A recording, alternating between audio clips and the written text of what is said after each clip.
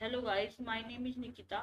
In this video, I will share the top Spring Framework interview questions. So now let's start with the first basic question.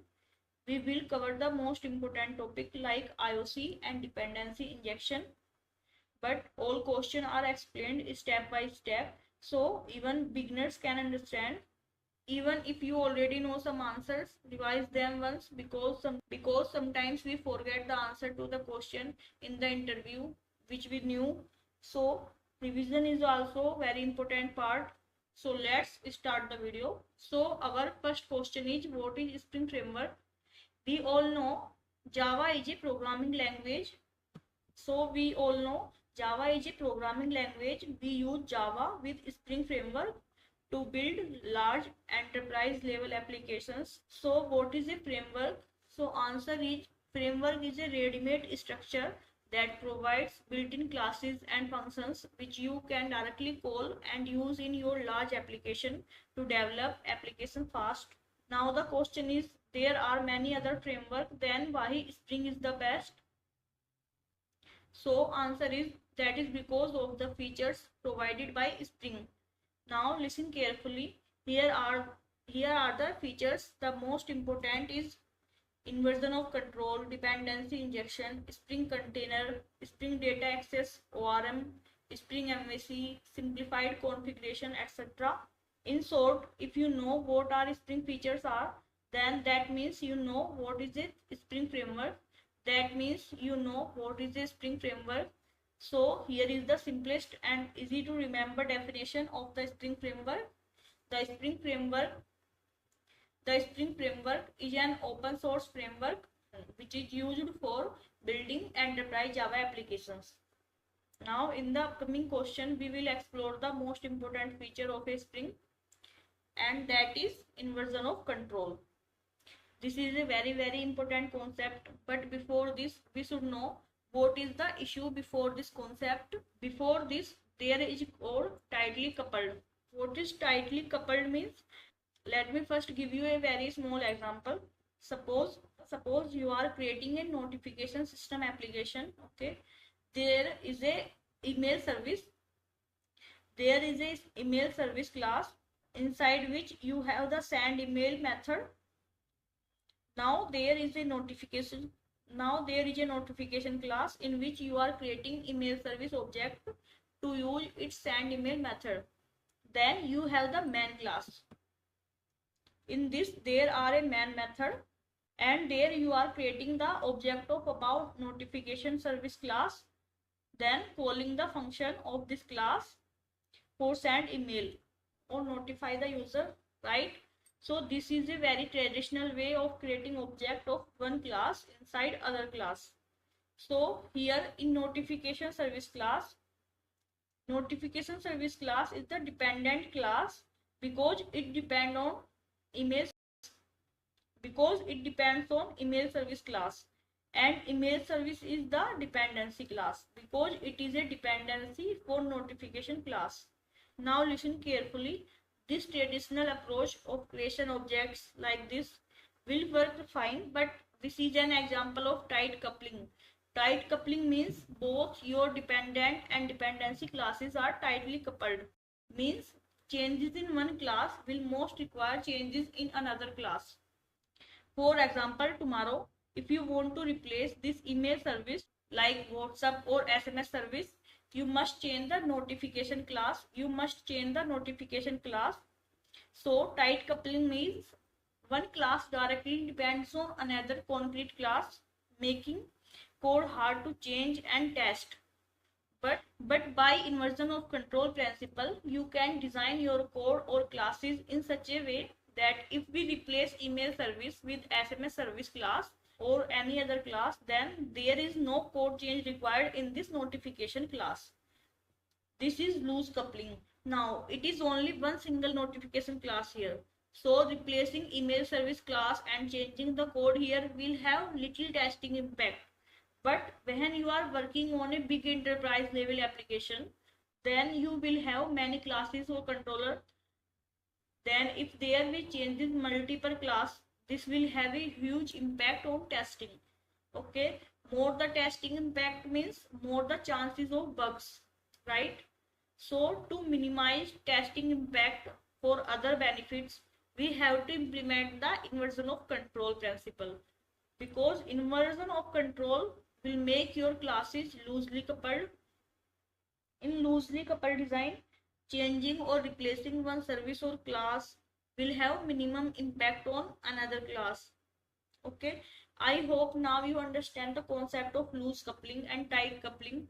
So here is the simplest definition of IOC. IOC, inversion of control, is a design principle used for creating loosely coupled architecture. Or you can say IOC is the design principle where the Spring framework controls object creation and dependency management. So coming to the next question, what is the difference between IOC principle and dependency injection? So always remember, IOC is a principle that suggests that your class must be loosely coupled and not dependent on each other. And dependency injection means, dependency injection is a design pattern which is used to implement IOC, inversion of control. So this can be asked in such a way, what is the difference between principles and design patterns? So always remember, principles are fundamental ideas or ideology. It could impact our project negatively if we not follow these principles. For example, IOC principle, solid principle, all these are principles. Now one principle can be achieved in various way or by the design pattern.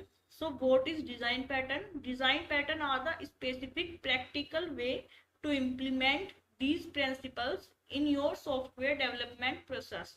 Now next question is, what is dependency injection? How to implement it?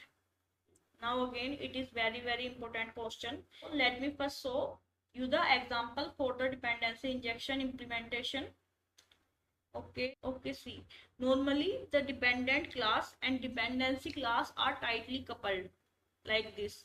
Here we directly create the object of the dependency class. In this dependent class, you already know that how to replace this email service class with SMS service class. We have to change the code of this notification class, right? So this is the example without dependency injection. Okay, but when we will use dependency injection, then dependency class and dependent class are loosely coupled and not dependent on each other like this. Here the object of the dependency class will not created inside notification class. You have to create the common interface which is implemented by both email service and SMS service classes. Now listen carefully. Instead of creating the object of dependency class in the dependent class, you will inject the instance of the common interface to the dependent class. Now you may ask, common interface will carry which instance, email service or SMS service? The answer is, whatever instance you will give at the configuration time, that instance will be created. If you want to replace the email service with SMS service, then change the configuration. This is the simple definition of dependency injection. Dependency injection is a design pattern which is used to implement inversion of control or loose coupling in Java. Now we can understand it by example. Firstly, we have an interface, message service interface. Then we have two classes that implement this interface, like email service and SMS service. Also implement message service interface. Now in notification service class, by using constructor injection, we inject message service instance, and there is a method send notification. Now in the main class, main method, we pass message service dependency in notification class, and which message service we need, we create object of that. Now if you want to change email service to SMS service, then simply create its object and assign to message service, then pass in notification service. In tightly coupling, notification class directly depend on email service object, Now if we want to change it to SMS service, then we need to change in notification class. But in loose coupling, what happen? Notification class does not care which service class need. If we want to change object, we change it in main class. Notification class does not need to change. Like in real project, suppose 50 class use email service, then we need to change in 50 classes. But in loose coupling, we need to change only object creation or configuration type. Now next question is, what are the 4 ways of implementing dependency injection in Spring? Now again, this is also a very important question. Now there are 4 ways. First one is constructor injection, second is setter injection, then third is field injection, then fourth is method injection. Now let me quickly show you the code of them.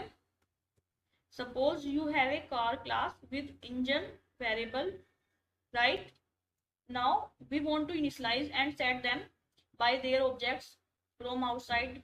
Okay, for that the best option is constructor injection. Like this, here we inject the engine by using the constructor of this class and set the instance variable to the actual instance received from this parameter. Okay, this is the best and most recommended approach, because whenever you try to create the car class instance or object, this constructor will be automatically invoked, and therefore this car dependency bin will be automatically injected. Second is setter injection.